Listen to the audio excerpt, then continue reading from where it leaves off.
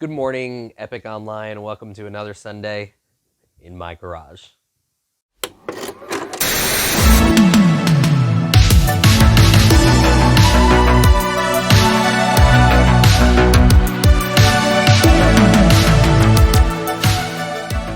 I'm glad you guys are here. I just wanted to say, if you guys are missing it on Sunday mornings, right before this service, we do have a Zoom hangout. And then on Wednesday nights, we've been doing a Zoom hangout with some games, with some prayer time for those that want prayer time. And then on top of that, each and every Wednesday night, we have special speakers that are coming from all across the U.S. Because everyone's teleconferencing at this point.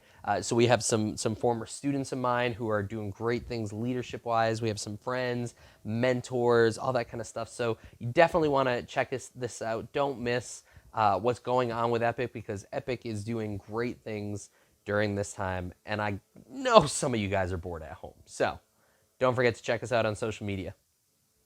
I'm going to get us started right away with asking a question. And that question is, have you ever been in a situation where you have done something that was good? You were trying to be good by doing it, and yet it got you into trouble. Like, you saw someone being bullied, and you decided, hey, you know what, that's not good. And so you step in and you defend that person, but next thing you know, you're suspended for causing or instigating or continuing the fight. Or maybe you decide, I'm just going to be completely honest with my parents, and you open up and you're honest about maybe a bad grade you got or whatever, and next thing you know, you're grounded, and you're like, maybe I should have just covered it up, and then I wouldn't have been grounded.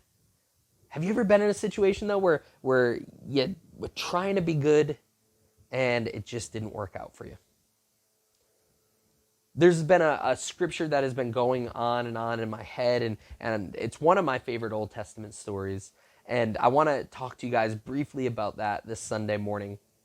It all starts with this king. This bad king is going after Israel, and he's trying to set these traps where when the king of Israel is moving his men or maybe resources through, the bad king springs a trap and steals everything, kills everything. And so he's doing this. He's laying out traps.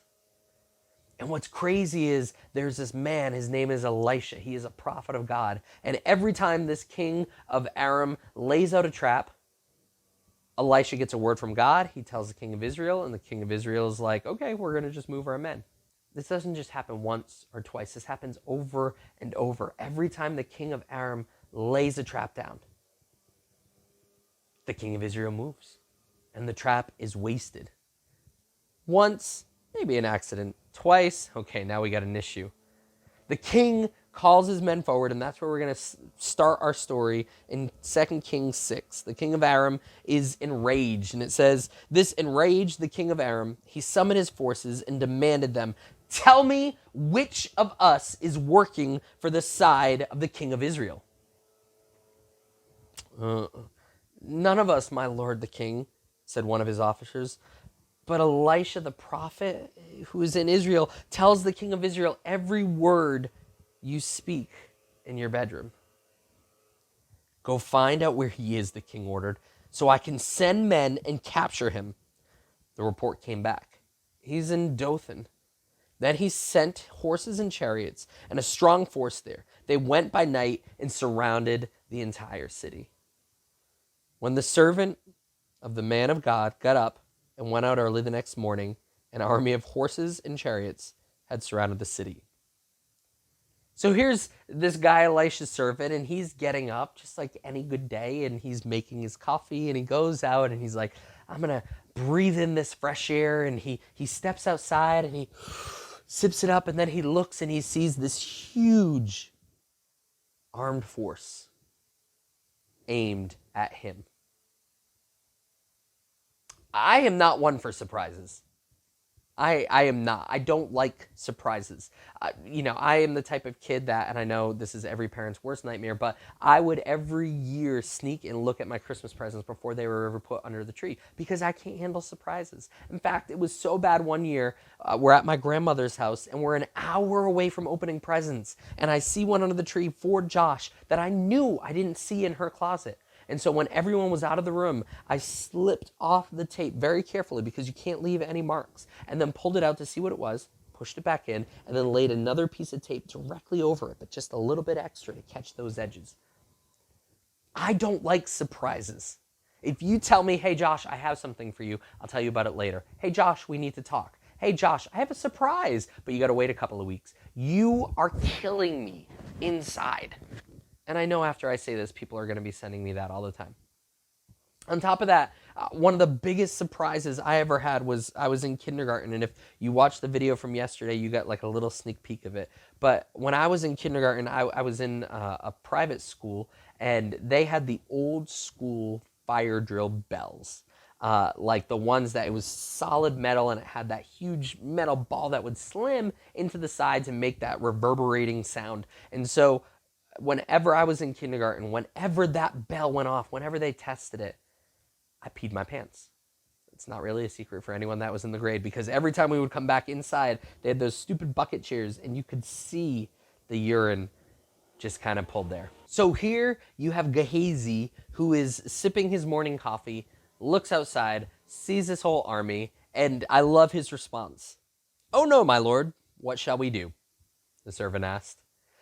I kind of feel like that's edited, because I can almost guarantee you if I went out there and saw that, there would be quite a few bad words in my thing when I'm running back and screaming to Elisha to wake up, because we're all going to die.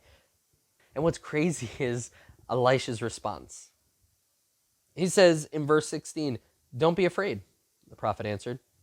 "Those who are with us are more than those who are with them." And Elisha prayed, "Open his eyes, Lord, so that he may see." Then the Lord opened the servant's eyes, and he looked, and he saw the hills full of horses and chariots of fire surrounding Elisha. I mean, it's crazy. There is this surprise bad circumstance that is happening in front of them, and Elisha's like, "Don't worry, dude. It's okay."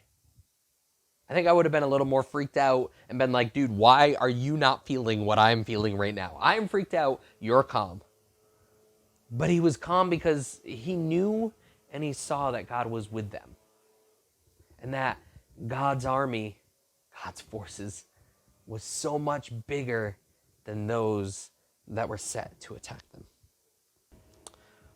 If you've been following anything that I posted this week, you know that this week has kind of been a crazy week for us. We were sitting there watching TV, and Melissa started complaining about how vision was going and words were disappearing, and then peripherals were not showing anything. It was kind of blank, and so we called the doctor. The doctor had us go to the emergency room, and she ended up spending 2 days in the emergency room doing tons and tons of tests. It was a surprise that we were not expecting at all. I mean, that's not alone. I'm sure some of you guys have experienced things that just surprise you, take you off guard, and you're like, what? Like, just think about it. A little over a month ago, we were meeting for Epicc. We were hanging out. We were watching videos together, playing video games. You were trying to figure out how to skip that class and get rid of that teacher and forget about that homework. And now we are pretty much stuck inside of our houses during a pandemic.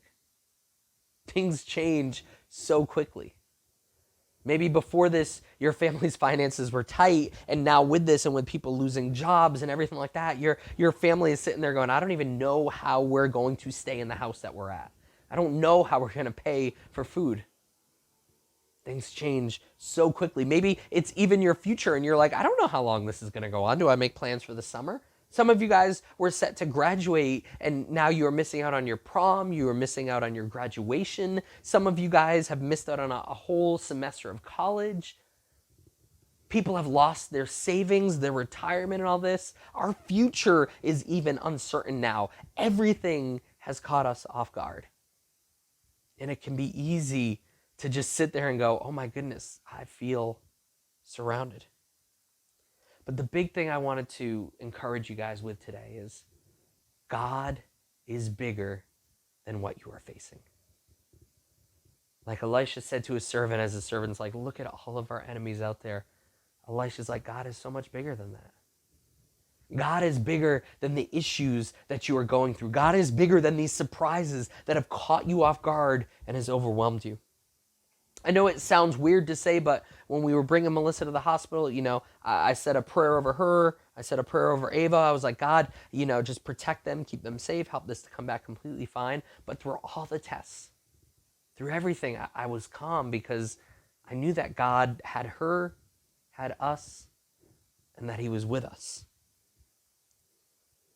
We can feel overwhelmed by all that is going on around us. We can feel like we are alone. But do you know, every given day, there is a leader in this youth ministry that is praying for each and every one of you students by name.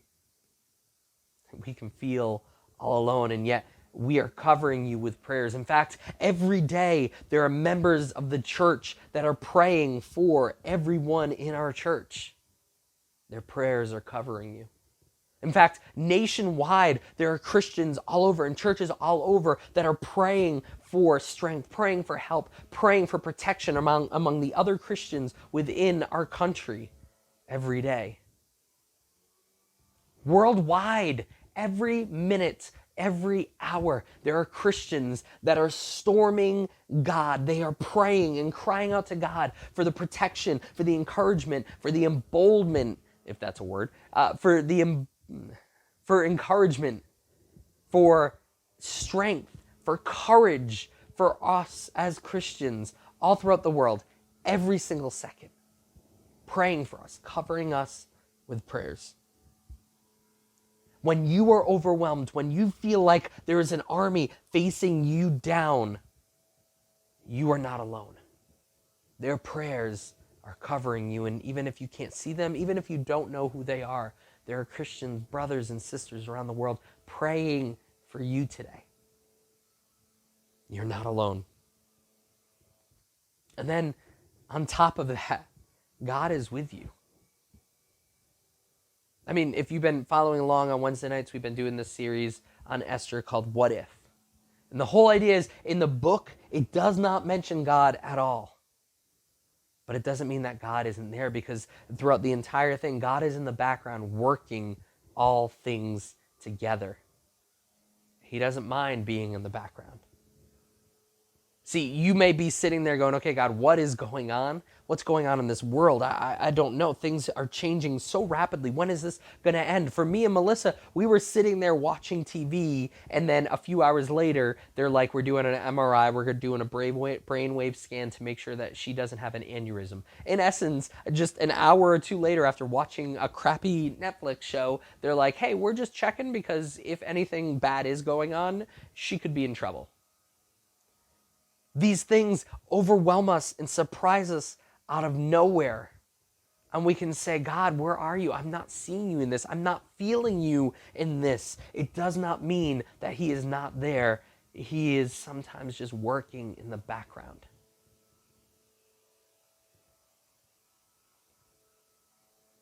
Whatever situation you are going through, God is bigger than it.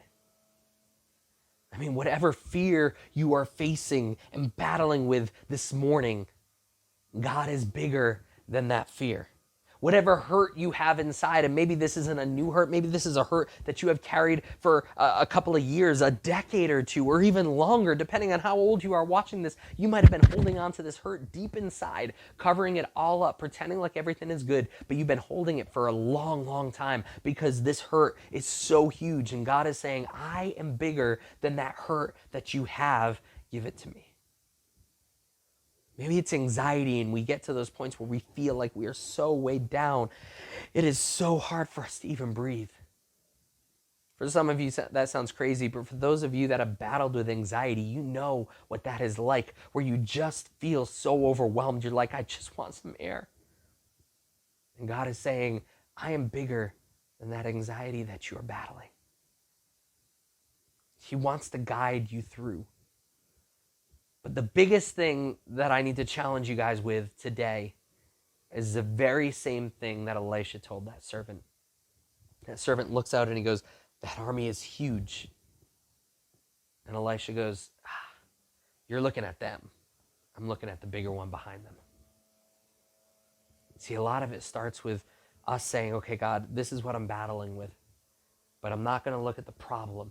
I'm going to set my eyes on you, the solution. Because it's easy to look at how big and how overwhelming our problem is when that is our focus. But I challenge you today to get your eyes off of that focus and to say, okay, God, you are so much bigger, so I'm going to set my eyes on you, not my problems. I'm going to set it on my solution, not my issues. Are you setting your eyes on God? Because he is so much bigger than what you are battling. The biggest things today is you are not alone. There are people that are praying for you, praying through you, praying that God will do great things in you. You are covered in prayers and support of Christians that you will never know until you get to heaven. And on top of that, God is wanting to guide you through, even if at this moment you can't feel, see, or you don't know what he is doing. He is still working in the background. The question is, are we going to look at the problems and the issues that are facing us down? Or are we going to look at the bigger solution, and that is God, who is bigger and greater than anything you are battling with? God, I pray if anyone is dealing with any issues of anxiety, any fear, any hurt, or any things that are just, they feel like they are out of control and they don't know what to do, I pray that they would leave it in your hands. They would give it to you, and they would set their eyes on you and not the issues. And they would find through it you are so much bigger and you are so much more faithful to guide them through.